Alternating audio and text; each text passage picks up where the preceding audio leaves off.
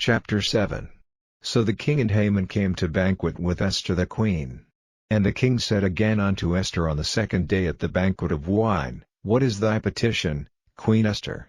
And it shall be granted thee. And what is thy request? And it shall be performed, even to the half of the kingdom.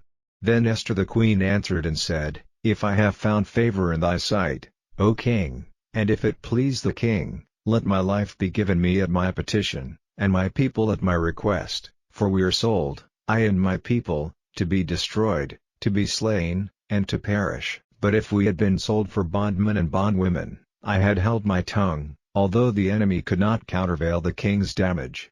Then the king Ahasuerus answered and said unto Esther the queen, Who is he, and where is he, that durst presume in his heart to do so? And Esther said, The adversary and enemy is this wicked Haman.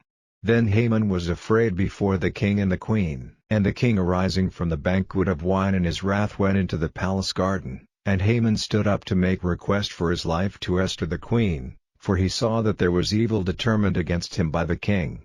Then the king returned out of the palace garden into the place of the banquet of wine, and Haman was fallen upon the bed whereon Esther was. Then said the king, Will he force the queen also before me in the house? As the word went out of the king's mouth, they covered Haman's face. And Harbonah, one of the chamberlains, said before the king, Behold also, the gallows 50 cubits high, which Haman had made for Mordecai, who had spoken good for the king, standeth in the house of Haman. Then the king said, Hang him thereon. So they hanged Haman on the gallows that he had prepared for Mordecai. Then was the king's wrath pacified.